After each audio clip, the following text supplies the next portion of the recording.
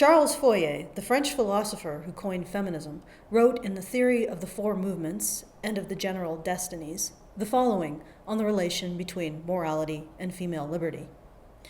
Social progress and historic changes occur by virtue of the progress of women towards liberty, and decadence of the social order occurs as a result of a decrease in the liberty of women. Put simply, Charles Fourier says a society's morality should be judged by the freedom it grants its women. No reference to the situation of any other group in society, no reference to the citizenship obligations that come with freedom, just the liberty of women, full stop. Now, let's pause here for a moment and play a little game of imagine. What if, instead, Charles Fourier had coined the term Caucasianism or andrism, the belief that society should be judged by its liberation of white people, or society should be judged by its liberation of men, respectively? Do you see the bigotry now? I would like to see anyone defend a group founded on the principle that society should be judged by the freedom granted to men or white people to the exclusion of everyone else. Worse, that society be judged morally based on how much freedom it can give white people or men at the expense of everyone else. If such a group existed, to be acceptable to polite society, it would have to demonstrate in the strictest terms that it had evolved past its founding principle, if it was ever allowed to exist with a public voice at all. But that's not what we've done with feminism. We've allowed a group founded on the principle that society be judged by the freedom it grants women and no one else to exist openly and without challenge and with no expectation that feminists prove that they have evolved past feminism's repulsive roots. And let's be blunt, any ideology that presupposes to judge society by the freedom it grants one group and no other is repulsive. And it gets worse. Not only have feminists never felt the need to distance themselves from the immoral principle they were founded on, they double down on that belief and that principle with apologist rhetoric right out of a war propagandist playbook. Instead of assuring us all that when Charles Fourier coined feminism, he coined something that is part of an immoral, barbaric past, feminists have never called out that immoral root and instead doubled down on justifying why society should be judged by women's freedom and women's freedom only, by declaring that women are eternal victims of felony oppression. Therefore, society owes women a focus on their freedom to the exclusion of everyone else's. All without ever having allowed a defense against their accusation of felony oppression, all while stigmatizing and silencing any counter-argument. If you're someone who thinks that you can remove all the men's rights activists who are offensive to the status quo, to feminists, to the concept of feminism, and somehow make men's rights palatable, you are wrong. You are wrong on multiple levels. First, you are wrong tactically. Let's imagine you're an agnostic prior to the Age of Enlightenment, and you're part of an agnostic group. And you think you can appeal to the church to accept you, so you endeavor to get rid of all of the members of your group who offend the church. You start with the agnostics who are rude to the church, then you eject the strident agnostics, and then the staunch ones, and then the philosophical ones. And when the purge is done, you're the only one left. What does the church do? It throws you in jail because your group is no longer a threat and you have no one left to defend you. And then the church tortures you, crushing your thumbs until you confess out of pain and exhaustion and fear that you actually do believe in God. And then it beheads you because it knows you don't. The only way to make men's rights advocates and activists acceptable is to deny what we see in the world. And even then, we're not acceptable until we are crushed and silenced for ever having spoken out. But there's another reason you're wrong beyond the tactical. I noticed no one took me up on my little game of chicken. There were those who said that I was harming the acceptance of men's rights activism by holding up the principle of innocent before proven guilty in the case of Muslim men. It was the hill I chose to die on and allegedly take men's rights with me. Frankly, this is new. I'm used to tone policing, saying that this men's rights advocate or another is too strident, too offensive, too shirty. And if they just toned down, men's rights would get far more social traction. Just like our little agnostic group could somehow become acceptable to the church. But this isn't tone policing.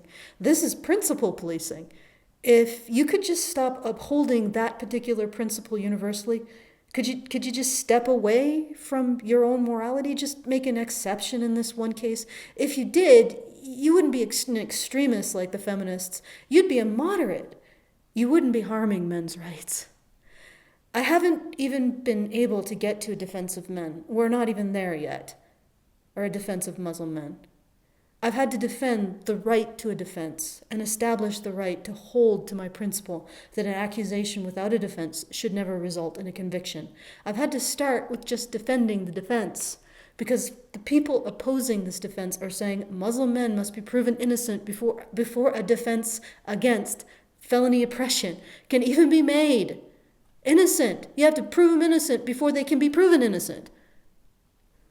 It's the same deal feminists gave Western men, and it's shit. But again, I noticed no one took me up on my game of chicken. No one who believed I was ruining men's rights told me to hand in my badge. If you were willing to stand by your statement, you should have told me to leave. You should have told me to get out.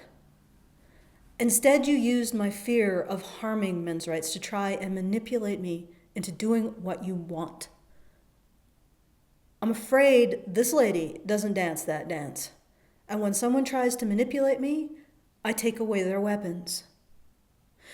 If you want to manipulate me into towing your line by saying I'm harming men's rights, if you want to use my fear of harming men's rights against me, to force me to violate my own principles, then I will give up the label men's rights activist. I will burn before I bend knee. I'm surprised you haven't picked up on that, considering what I've said about my past on this channel. Now here's an unsolicited observation for you, of you, by me. The real problem is not that other men's rights activists are offensive or that me upholding a principle universally will destroy what we've built. The real problem is that you are a moral coward. You want things to be easy when they are not. You think turning in your fellows will appease the church and make agnosticism palatable. You're not willing to face the wrath of the church, so you capitulate and throw your fellow agnostics under the bus. But sacrificing us, unpalatable men's rights activists and advocates, will only make you face the church's wrath quicker, because as soon as we're gone, it's coming for you. Not recognizing the moral authority of people who believe society exists to uphold the freedom of only one group and justifies their belief through war propaganda inflicted on the half they don't give a shit about. I've seen this before. This is the belief system of slavers. I could respect those saying I was harming men's rights by my advocacy if they had had the gonads to tell me to get the fuck out. And you would have, if you had the courage of your convictions. But you don't. Right now, we need people who will not bow, who embody moral courage, conviction, and an unwavering commitment to the right to question. And if you think I'm ever going to bow to the morality of slavers, if you think I'm going to appeal to their sensibilities, if you think I'm going to make nice with them to make up for your moral cowardice, fuck you. I am a badger, a honey badger, a men's rights activist, and a questioner. And now I'm going to tell you why everything around us is going to shit, and will continue to go to shit until enough people stand up and say, no more.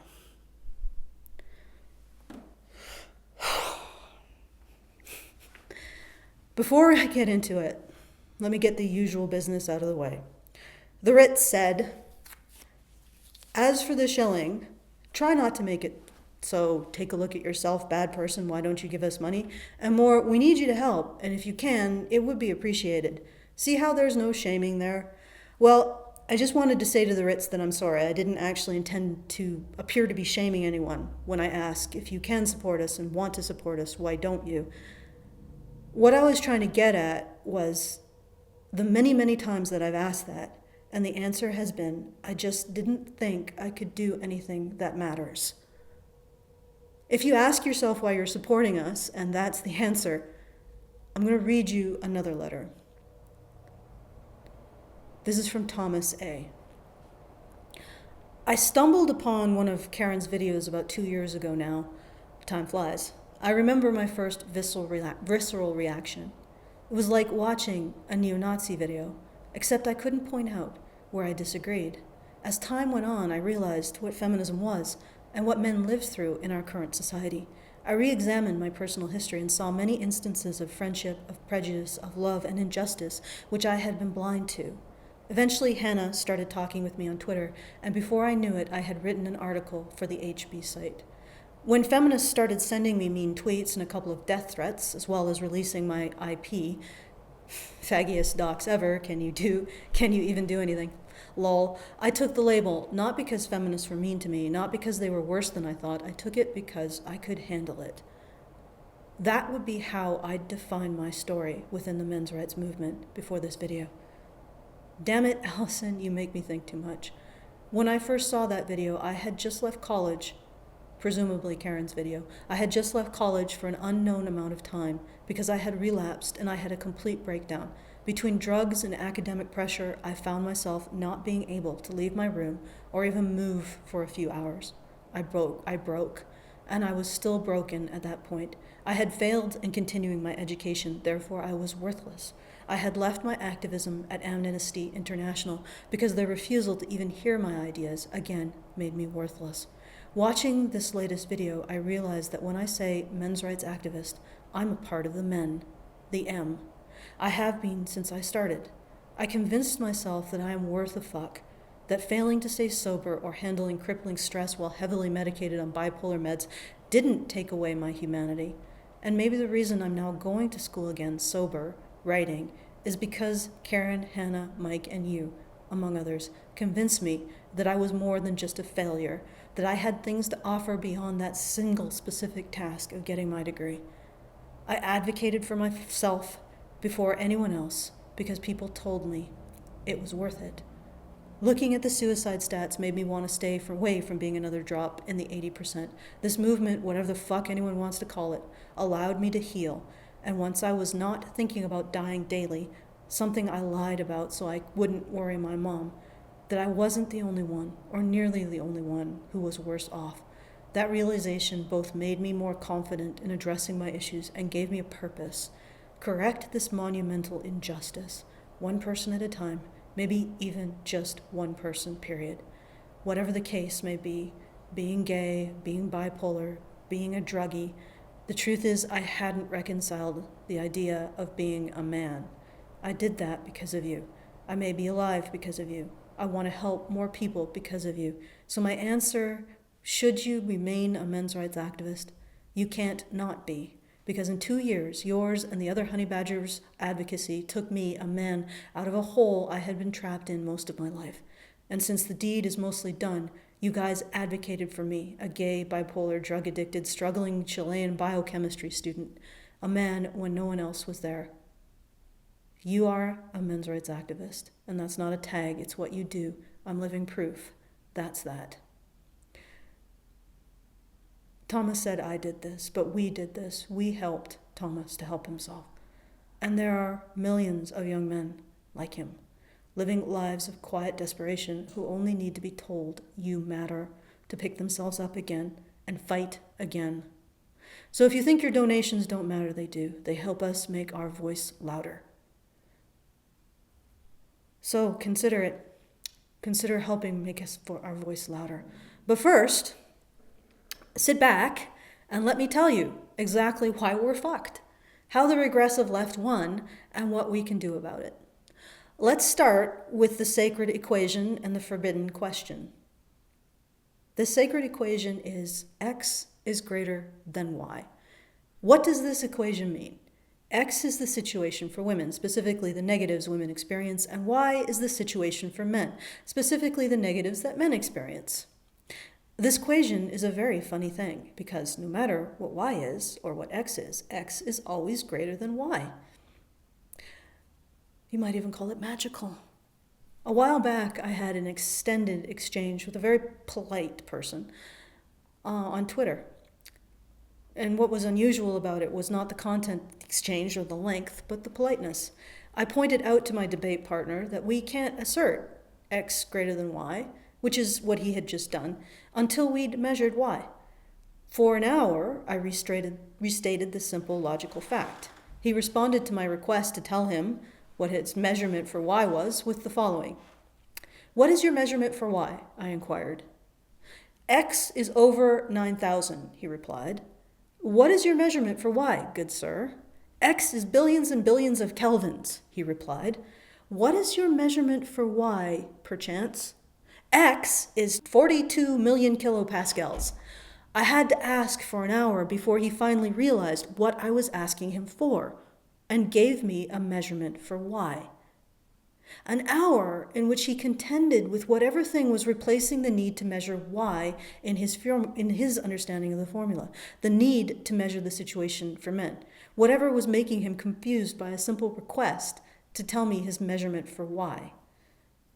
And after he gave me a few measurements for Y without conceding the point, we parted on polite terms.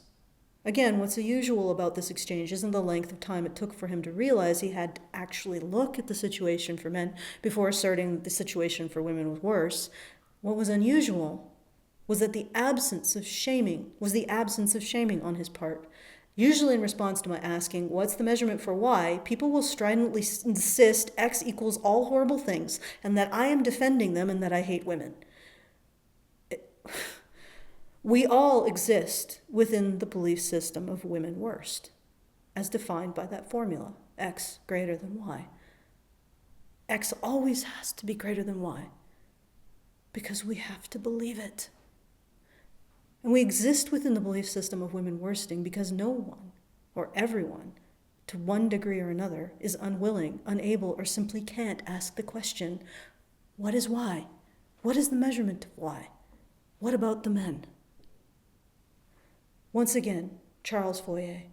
Social progress and historic changes occur by the virtue of progress of women towards liberty, and decadence of the social order occurs as the result of a decrease in the liberty of women.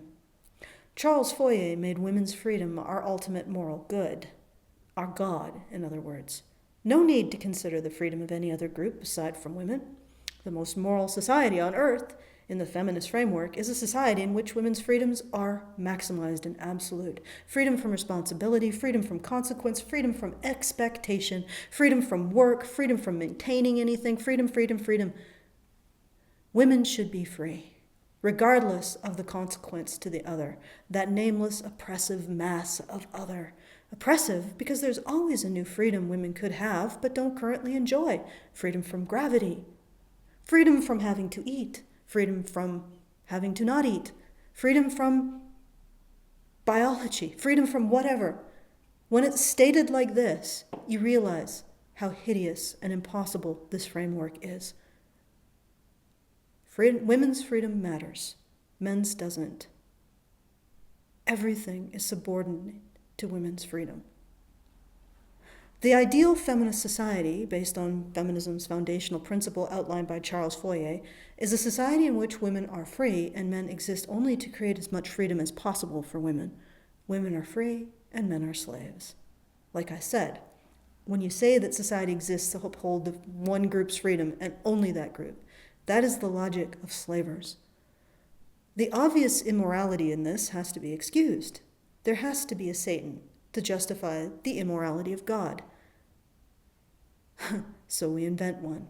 We invent a force against good. Again, Charles Fourier. Decadence of the social order occurs as the result of a decrease in the liberty of women. This framing sets up the idea that where we don't see women's liberty, it's due to an immoral prejudice against them. Patriarchy.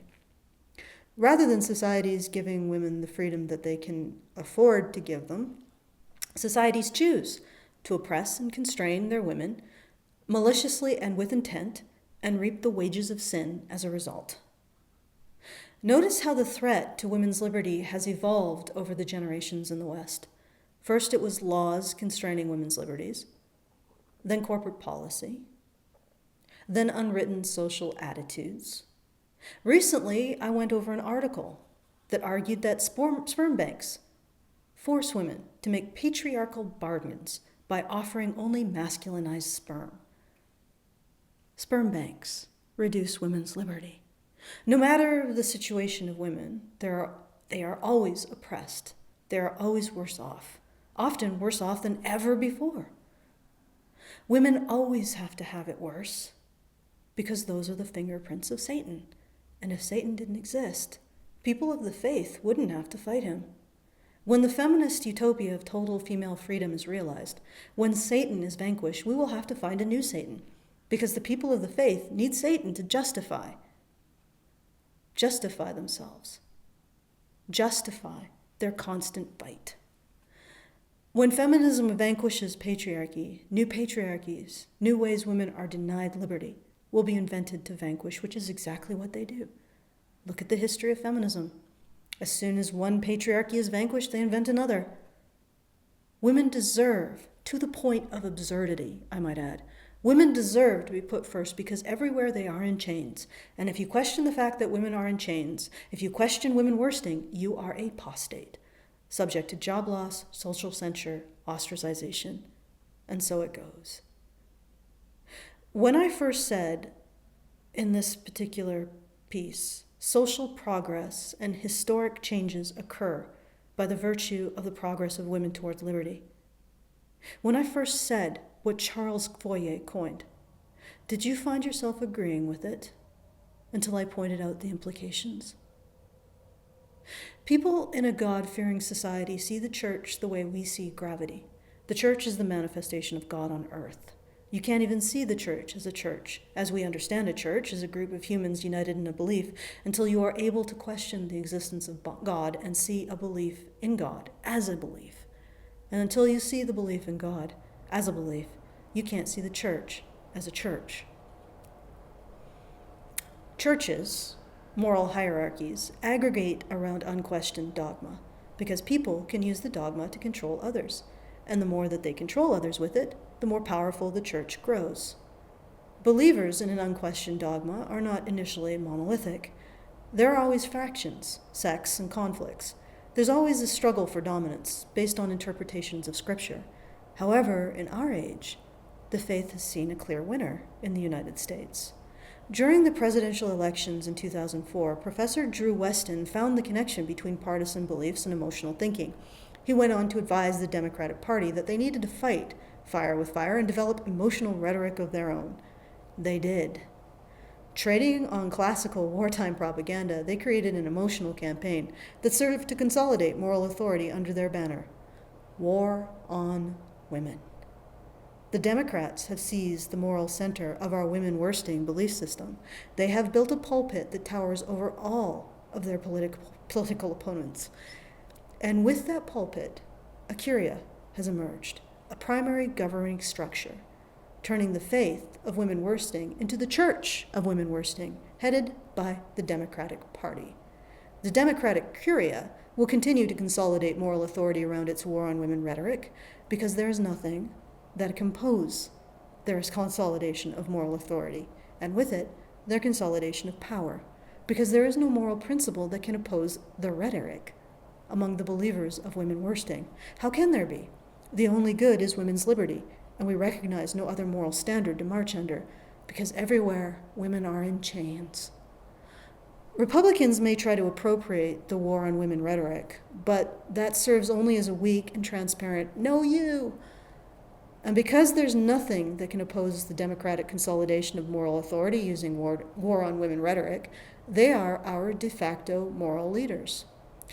And as they consolidate their moral authority, they will become more brazen in destroying rule of law, their use of censorship, and stripping away our freedoms as they build their new theocratic one-party regime. And for those of you who are communists, Marxists, anarchists, and classical liberals, and you take offense to me saying this, do you really think that the Democratic Party represents you?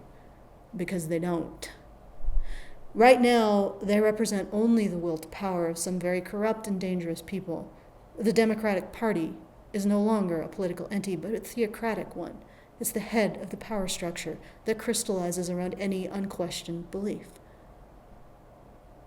In that sense, they're not political at all. They're theocratic. And I'm not saying the Republican Party is any better. They still have essentially they still believe essentially the same things. They are, after all, just the sect that lost. And for those of you who pin your hopes on Donald Trump, let me ask you this. Of all the allegedly offensive things Trump has said, what did he recant and apologize for? In the end, Trump won't be able to stand against the Democratic Curia's consolidation of moral authority because he's a believer too.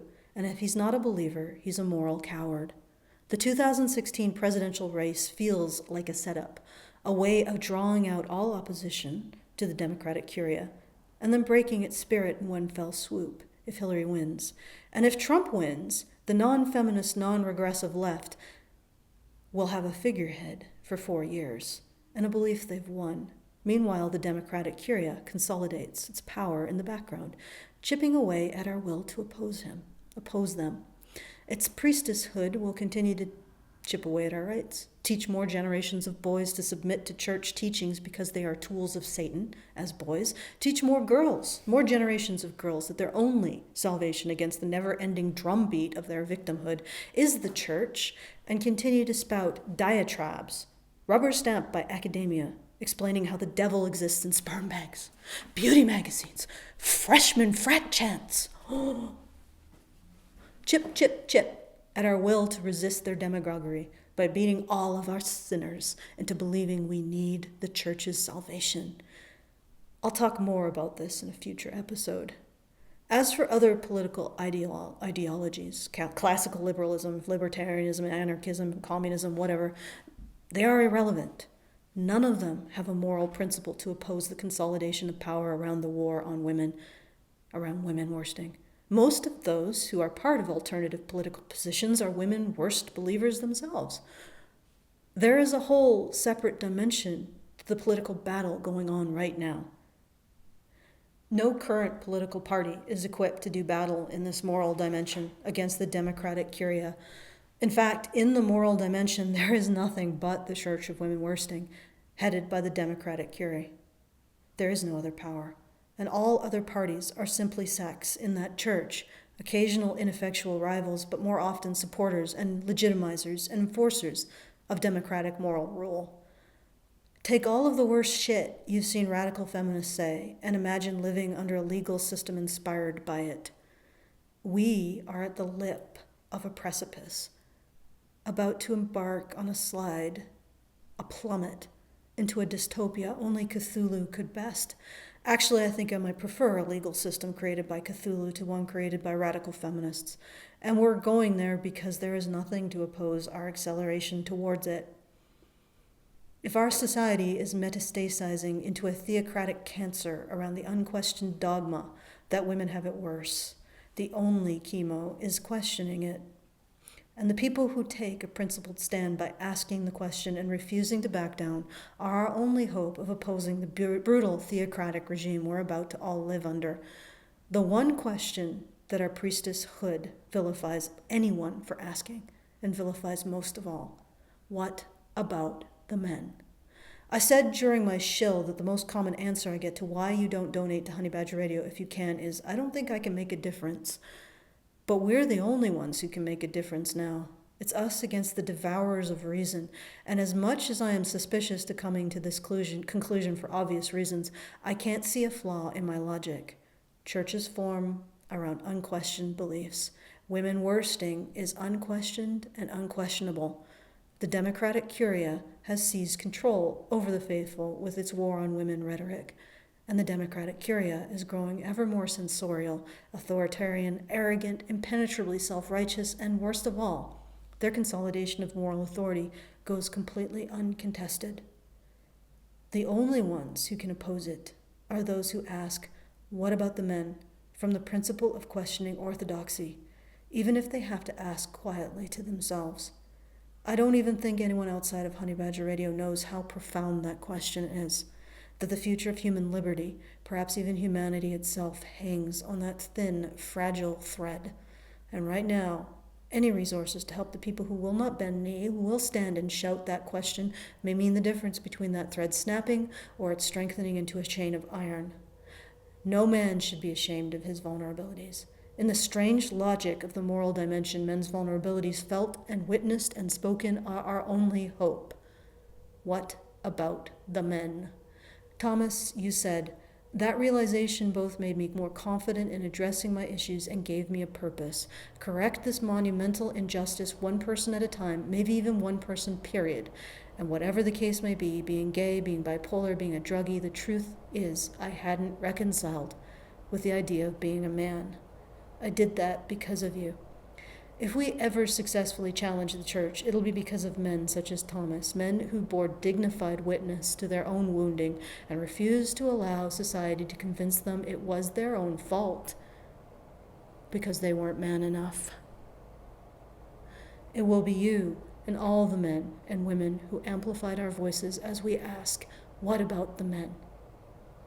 In the next episode, I'm going to talk about the anatomy of the Church of Wimminworsting. See you there.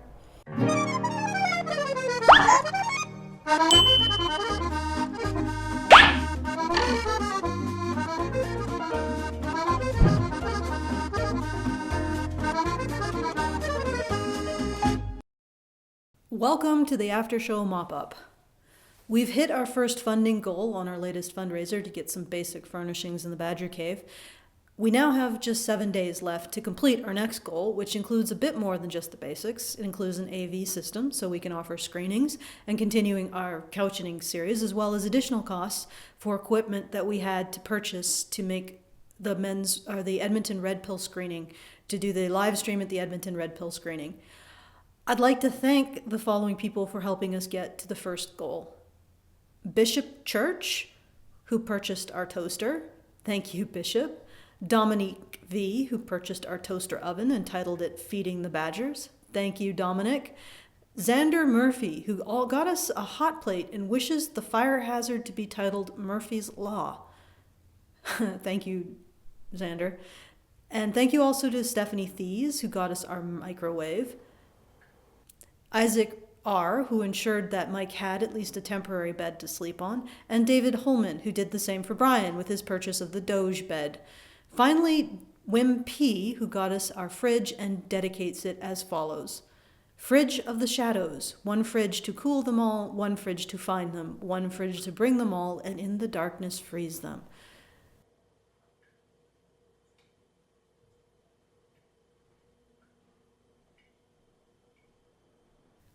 In addition, I've received the following message from Gah. I've been supporting you on Patreon for months now, but I logged into my account today and it had erased my pledge along with a few other problematic donations. I renewed it because you deserve money, but it's troubling. Patreon might be trying to delete shitlords like Twatter is. Just a heads up. Okay, so if you're a current patron of Honey Badger Radio, please check to make sure your pledge wasn't deleted. Also, if your pledge is currently declined, please update your financial information because that really helps. It reduces my OCD each month. Right now, there's an option on the fundraiser to purchase the rights to name Karen's room, the room that will become Karen's office and quarters in the Badger Cave. The option also comes with the right to stay in the room whenever the Badger Cave is fully operational. I want to talk a bit about why creating a space for Karen is important to me. Karen has done a lot to bring attention to men's issues and why they are important, which matters to me. For many people, she is their gateway into this strange realm. She may not be the most influential anti-feminist, but she is the most influential men's rights advocate. She's helped countless men, and she's also helped me. More than I deserve, she has defended me against personal attacks and made me realize I'm not alone. And I'd like to give something back to her, a symbol of all she's done to protect and expand this community and help me. This room will be built for her in recognition of her work. It's something we can all give her, but it will also be something given to the community as well. So let's do that. And if you'd like to help us build the rest of the Badger Cave, currently the only physical space in the West that's declared itself apostate and outside the aegis of the Church of Wimminworsting, our 1,500 square foot sanctuary of freedom, if you would like to help us build it, then go to feedthebadger.com and let's get this thing done.